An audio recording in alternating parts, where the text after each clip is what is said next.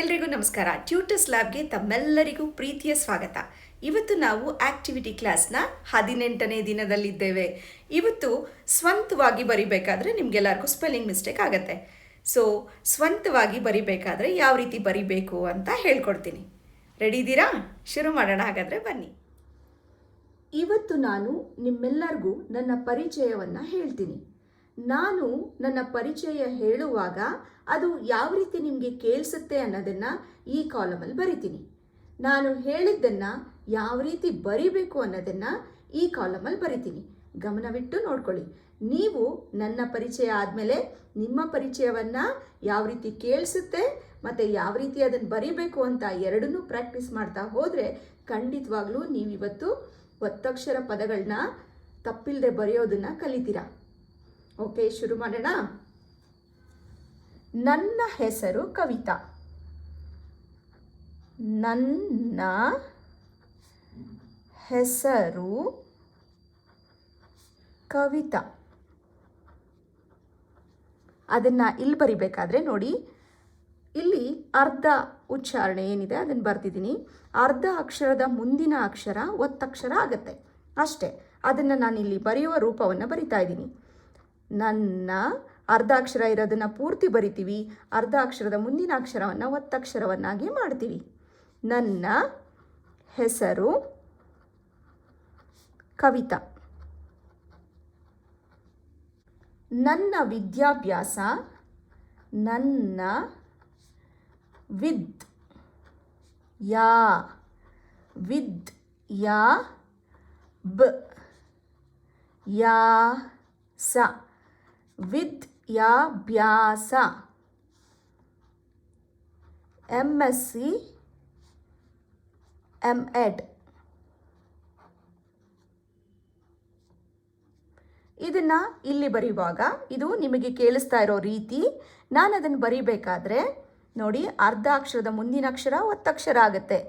ನನ್ನ ನೋಡಿ, ವಿದ್ಯಾಭ್ಯಾಸದಲ್ಲಿ ಅರ್ಧ ಅಕ್ಷರದ ಮುಂದಿನ ಅಕ್ಷರದ ಗುಣಿತಾಕ್ಷರ ರೂಪ ಏನಿದೆ? ಯಾ ಇದೆ. ಇದು ದಾ ಆಗತ್ತೆ. ದಾ ಬಂದು ಅರ್ಧ ಅಕ್ಷರದ ಮುಂದಿನ ಅಕ್ಷರ ಒತ್ತಕ್ಷರ ಆಗುತ್ತೆ. ವಿದ್ಯಾ ಆಯಿತು. ಭ್ಯಾಸ ಬರಿಬೇಕಲ್ಲ, ಈಗ ಭ ಇರೋದು ಇಲ್ಲಿ ಗುಣಿತಾಕ್ಷರ ರೂಪವನ್ನು ಇದು ತಗೊಳುತ್ತೆ, ಅಂದರೆ ಇದು ಭಾ ಆಗತ್ತೆ. ಭಾ ಆಗತ್ತೆ. ಅರ್ಧ ಅಕ್ಷರದ ಮುಂದಿನ ಅಕ್ಷರ ಒತ್ತಕ್ಷರ ಆಯಿತು. ವಿದ್ಯಾಭ್ಯಾಸ. MSc MEd. ನಾನು B.Ed ಕಾಲೇಜಿನಲ್ಲಿ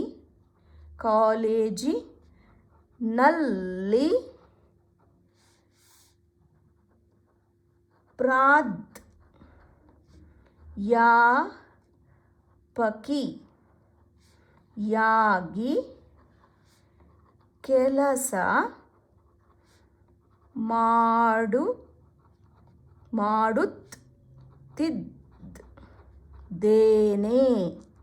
ನಿಮಗೆ ಈ ರೀತಿ ಕೇಳಿಸುತ್ತೆ. ನಾನು B.Ed ಕಾಲೇಜಿನಲ್ಲಿ ಪ್ರಾಧ್ಯಾಪಕಿಯಾಗಿ ಕೆಲಸ ಮಾಡುತ್ತಿದ್ದೇನೆ. ಇದು ನಿಮಗೆ ಕೇಳಿಸ್ತಾ ಇರೋ ರೀತಿ. ಅದನ್ನು ಯಾವ ರೀತಿ ಬರಿಬೇಕು ಅಂತ ಈ ಕಡೆ ನೋಡೋಣ. ನಾನು B.Ed ಕಾಲೇಜಿನಲ್ಲಿ ನೋಡಿ, ಈಗ ಅರ್ಧ ಅಕ್ಷರ ಪೂರ್ತಿ ಆಗುತ್ತೆ. ಅರ್ಧ ಅಕ್ಷರದ ಮುಂದಿನ ಅಕ್ಷರ ಲೀ ಇದೆ, ಇದು ಲೀ ಆಗುತ್ತೆ. ಅರ್ಧ ಅಕ್ಷರದ ಮುಂದಿನ ಅಕ್ಷರ ಒತ್ತಕ್ಷರ ಆಗುತ್ತೆ. ನಾನು B.Ed ಕಾಲೇಜಿನಲ್ಲಿ ಅರ್ಧ ಅಕ್ಷರ ಇದೆಯಲ್ಲ, ಅದು ಅರ್ಧ ಅಕ್ಷರದ ಮುಂದಿನ ಅಕ್ಷರದ ಗುಣಿತಾಕ್ಷರವನ್ನು ಪಡ್ಕೊಳ್ಳುತ್ತೆ, ಗುಣಿತಾಕ್ಷರ ರೂಪವನ್ನು ಪಡ್ಕೊಳ್ಳುತ್ತೆ. ಏನಾಗುತ್ತೆ? ಧಾ ಆಗುತ್ತೆ. ಅರ್ಧ ಅಕ್ಷರದ ಮುಂದಿನ ಅಕ್ಷರ ಒತ್ತಕ್ಷರ ಆಯಿತು. ಪ್ರಾಧ್ಯಾಪಕಿಯಾಗಿ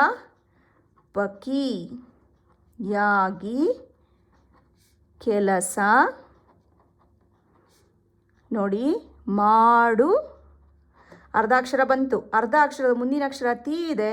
ಇಲ್ಲಿ ಈ ಇರೋದು ಇಲ್ಲಿಗೆ ಸೇರಿಕೊಳ್ಳುತ್ತೆ. ಅರ್ಧಾಕ್ಷರ ಪೂರ್ತಿ ಅಕ್ಷರ ಆಯಿತು. ಅರ್ಧಾಕ್ಷರದ ಮುಂದಿನ ಅಕ್ಷರ ಒತ್ತಕ್ಷರ ಆಯಿತು. ಮಾಡುತ್ತಿದ್ದೇ. ನೋಡಿ ಈಗ ಮತ್ತೆ ಅರ್ಧಾಕ್ಷರದ ಮುಂದಿನ ಅಕ್ಷರ ದೇ ಇದೆ, ಇದು ದೇ ಆಗತ್ತೆ. ಅರ್ಧಾಕ್ಷರದ ಮುಂದಿನ ಅಕ್ಷರ ಒತ್ತಕ್ಷರ ಆಯಿತು. ಮಾಡುತ್ತಿದ್ದೇನೆ. ಈ ರೀತಿ ಬರಿಬೇಕು. ನನ್ನ ಹವ್ಯಾಸಗಳು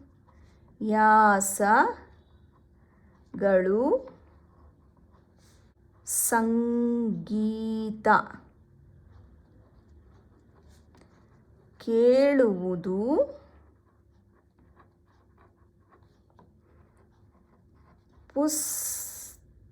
ಪುಸ್ತಕ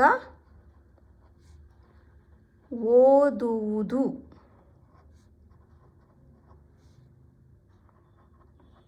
ಮತ್ತು ಪ್ರವಾಸಿ ತಾಣಗಳಿಗೆ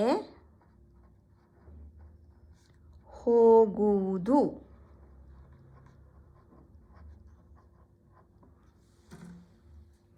ಈಗ ನಿಮಗೆ ನಾನು ಹೇಳಿದ್ದೇನು, ನನ್ನ ಹವ್ಯಾಸಗಳು ಸಂಗೀತ ಕೇಳುವುದು, ಪುಸ್ತಕ ಓದುವುದು ಮತ್ತು ಪ್ರವಾಸಿ ತಾಣಗಳಿಗೆ ಹೋಗುವುದು. ಈಗ ನಿಮಗೆ ಕೇಳಿಸಿದ ಈ ರೀತಿ, ಆದರೆ ಅದನ್ನು ಬರವಣಿಗೆ ರೂಪದಲ್ಲಿ ಬರಿಬೇಕಾದ್ರೆ ಒತ್ತಕ್ಷರ ಬಳಸಬೇಕಲ್ವಾ? ಅದು ಯಾವ ರೀತಿ ಅಂತ ಈ ಕಡೆ ಬರಿತೀನಿ ನೋಡಿ.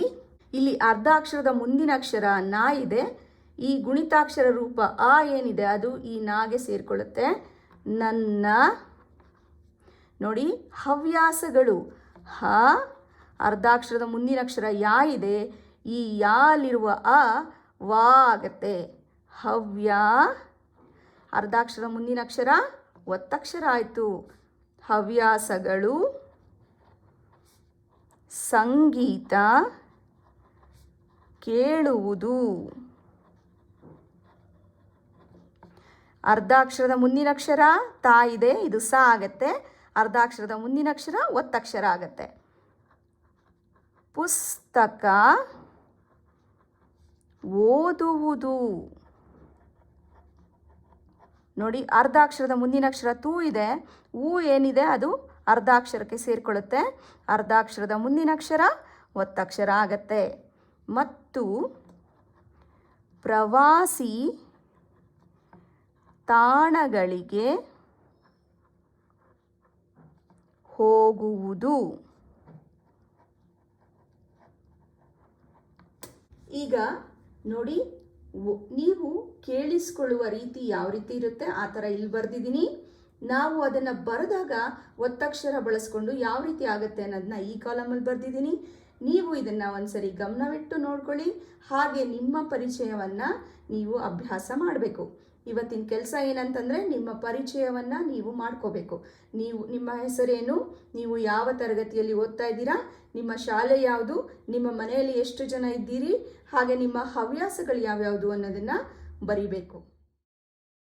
ಇವತ್ತು ನಾನು ನಿಮಗೆ ಸ್ವಂತವಾಗಿ ಯಾವ ರೀತಿ ಬರಿಬೇಕು ಅನ್ನೋದನ್ನು ಹೇಳ್ಕೊಟ್ಟಿದ್ದೀನಿ. ಇದು ಕೇವಲ ಒಂದು ಉದಾಹರಣೆ ಅಷ್ಟೇ. ನಾಳೆ ಮತ್ತೊಂದು ಉದಾಹರಣೆಯೊಂದಿಗೆ ನಿಮ್ಮನ್ನು ಮೀಟ್ ಮಾಡ್ತೀನಿ. ನೀವಿವತ್ತು ಖಂಡಿತವಾಗ್ಲೂ ಮಿಸ್ ಮಾಡದೆ ನಿಮ್ಮ ಪರಿಚಯವನ್ನು ಪ್ರಾಕ್ಟೀಸ್ ಮಾಡಲೇಬೇಕು. ಓಕೆನಾ? ಮತ್ತೆ ನಾಳೆ ಸಿಗೋಣ. ಇವತ್ತಿನ ನನ್ನ ಕ್ಲಾಸ್ ನಿಮ್ಮೆಲ್ಲರಿಗೂ ಇಷ್ಟ ಆಗಿದರೆ ಲೈಕ್ ಮಾಡಿ, ಶೇರ್ ಮಾಡಿ, ಕಮೆಂಟ್ ಮಾಡಿ. ಹಾಗೆ ನೀವಿನ್ನೂ ನನ್ನ ಚಾನಲ್ನ ಸಬ್ಸ್ಕ್ರೈಬ್ ಮಾಡ್ಕೊಂಡಿಲ್ಲ ಅಂತಂದರೆ ಸಬ್ಸ್ಕ್ರೈಬ್ ಮಾಡ್ಕೊಳ್ಳಿ. Thank you. Take care. Bye.